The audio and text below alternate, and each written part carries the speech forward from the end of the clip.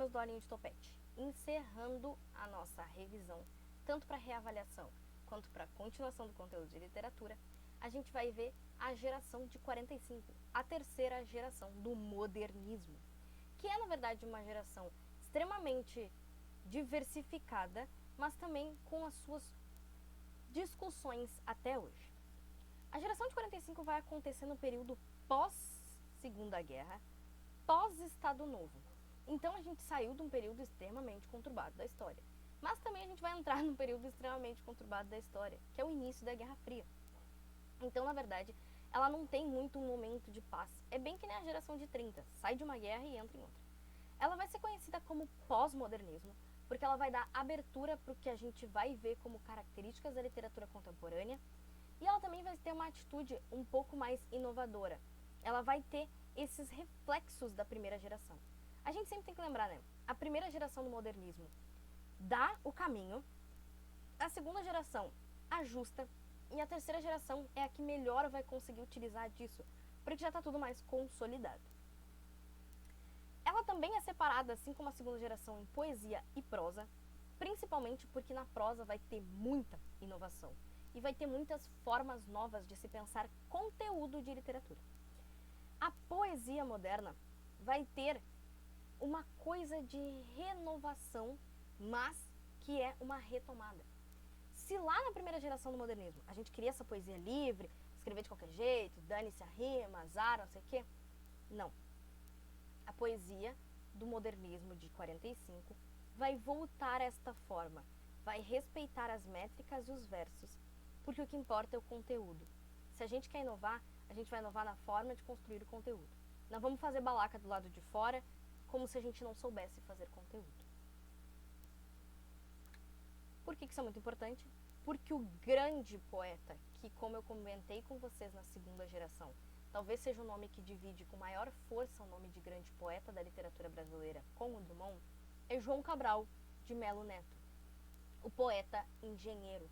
Ele mesmo diz que faz poesia como quem faz engenharia, ou seja, tudo é calculado, metrificado, colocado exatamente onde deveria estar.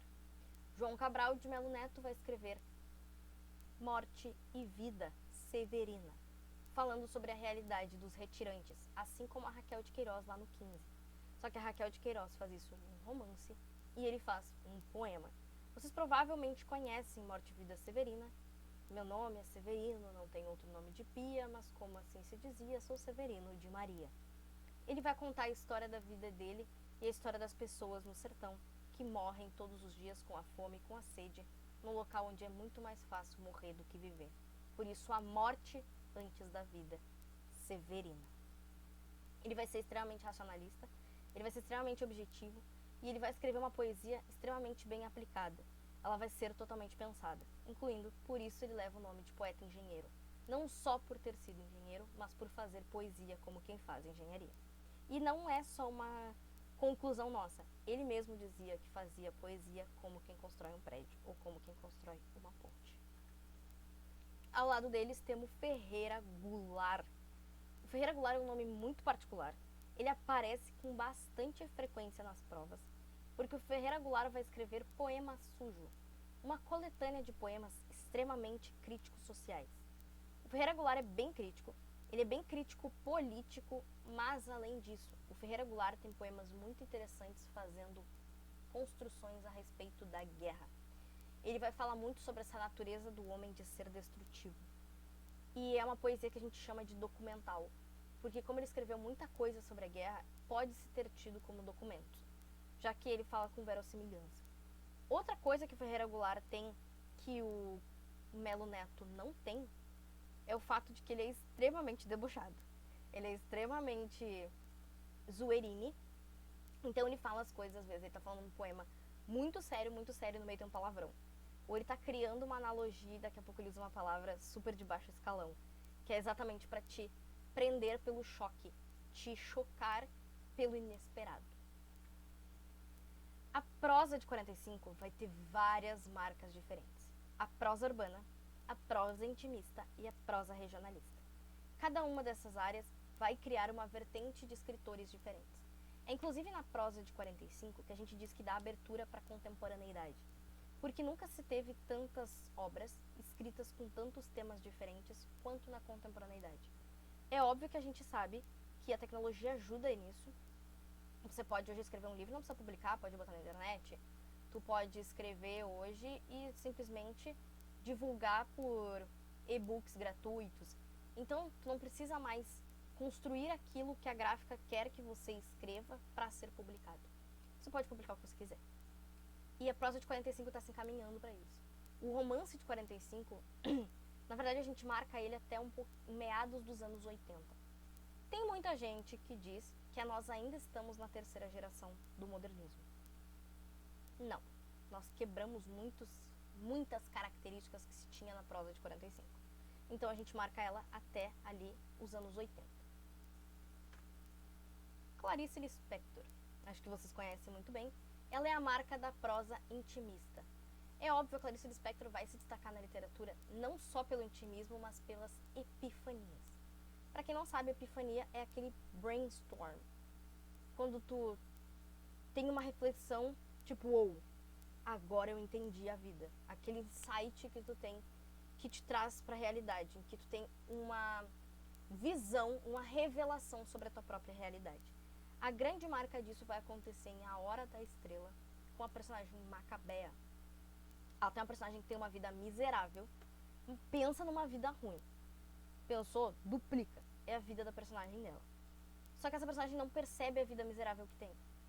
Até que em uma visita a uma cartomante, ela descobre o quanto a vida dela é um cocô e ela morre atropelada. Então ela tem uma epifania, ela descobre, putz, minha vida é uma porcaria. E quando ela sai para viver uma nova vida, ela é atropelada. E ela tem muito do fluxo de consciência, da personagem que tá te narrando o dia a dia, daqui a pouco tu tá dentro da cabeça dela, daqui a pouco tu tá fora, daqui a pouco tu tá dentro, e vira uma loucura. Mas é muito importante a gente começar a perceber que os personagens têm uma mentalidade. Já pensou que baita diferença que faria se a gente estivesse dentro da cabeça da Capitu? Talvez lá durante o realismo? Talvez a gente soubesse realmente qual é o andamento da obra de verdade. Que baita diferença faria se a gente estivesse dentro da cabeça da Bibiana Terra, não só do Capitão Rodrigo. Então, esses fluxos de consciência são bons para nos dar humanidade a personagens fictícios. Lígia Fagundes Telles, a primeira dama, a dama da literatura brasileira. A Lígia Fagundes Telles é a marca da prosa urbana. Ela escreve 2 livros muito importantes, vocês devem conhecer um deles, a leitura obrigatória da URGS, As Meninas. E ela escreve um livro de literatura fantástica, que tem contos que ao mesmo tempo são realistas urbanos e ao mesmo tempo tem aspectos de fantasia, que é Antes do Baile Verde, que é um livro de contos. Ela é uma autora excepcional, ela é uma autora extraordinária e ela é uma autora com um ponto de vista muito interessante. Ela escreve durante boa parte da ditadura, coisas sobre a ditadura, coisa que a Clarice Lispector não vai fazer, e muitos outros autores vão se dar o luxo de não falar a respeito sobre a ditadura. Só que ela é muito inteligente. Ela vai fazer uma coisa muito parecida com o que os artistas da Tropicália vão fazer. Essas denúncias veladas, essas colocações ocultas, essas informações, essas críticas mascaradas. Ela também vai falar muito sobre a loucura. Isso é muito importante, porque ela vai abrir portas para muitas outras autoras que vão falar sobre essas fraquezas. Não só falar do amor, da morte, das perdas, dos ganhos, da vida, da solidão. Falar também da fraqueza, falar das falhas, mostrar personagens aos quais a gente não necessariamente tem empatia. Tudo bem que a Paixão Segundo GH da Clarice Lispector, a gente não tem muita empatia pela personagem dela. Mas é porque os personagens da Clarice são meio xarope. A Clarice é uma mulher burguesa, branca, RJ, xaropinha. Não que a Lígia Fagundes Telles não seja, mas as personagens dela não são tão assim. Elas têm um pouco mais de falhas, de defeitos, elas têm um pouco mais de rachaduras. A gente consegue ver um pouco mais através delas, um pouco mais de humanidade através delas. E aí a gente vai para a prosa regionalista, que tem 2 nomes muito interessantes. Ariano Suassuna, que vai escrever O Alto da Compadecida. O Alto da Compadecida é uma peça de teatro. que vai falar da cultura pernambucana, vai falar muito da cultura do Nordeste em geral, mas principalmente do Pernambuco. E vai falar muito sobre essas organizações sociais interioranas, que são muito interessantes. A gente pensar como cidades do interior têm a sua bolha particular. A gente sabe quem manda, a gente sabe quem obedece, a gente sabe quem faz, a gente sabe quem não faz, a gente sabe quem trai. Cidade pequena, que nem vizinho de bairro. Todo mundo sabe o que acontece. E a gente tem os personagens brilhantes, que são o João Grilo e o Chicó, que tem críticas sociais maravilhosas. O próprio Chicó vai dizer, inclusive, é tanta regra para ser empregado que eu não conheço um empregador que conseguiria trabalho. Que até hoje é uma realidade. Tem tanto pré-requisito lá para conseguir trabalhar que tem muito chefe que não conseguiria trabalhar para si mesmo. Eles têm muitas críticas maravilhosas sobre essa organização da sociedade. Só que tudo colocado dentro de um micronúcleo, que é aquela cidadezinha. Então a gente tem um país inteiro, uma forma inteira de se organizar uma sociedade dentro de um núcleozinho de interior. E obviamente do outro lado está João Guimarães Rosa, provavelmente o maior romancista da literatura brasileira. Muita gente faria com que ele dividisse espaço com Machado de Assis, só que os romances do Guimarães Rosa são, além de muito maiores, muito mais específicos. O Machado de Assis vai fazer críticas sociais realistas. Então ele vai falar única e exclusivamente de uma realidade burguesa social. O Guimarães Rosa vai falar da realidade sertaneja. O Guimarães Rosa é mineiro e ele vai falar sobre aquela região ali da borda do sertão, que é entre Minas Gerais e a Bahia, quase no finalzinho ali em cima. Por que o Guimarães Rosa é considerado o maior autor da literatura brasileira? Porque ele escreveu um romance de 700 páginas e refez esse romance 9 vezes. O Guimarães Rosa é extremamente perfeccionista. Ele é como se fosse a versão na prosa lá do Cabral de Melo Neto. Ele queria as obras dele perfeitas. Gente, o livro dele tem quase 700 páginas. E ele reescreveu esse livro 9 vezes. Pensem em vocês reescreverem 9 vezes 700 páginas.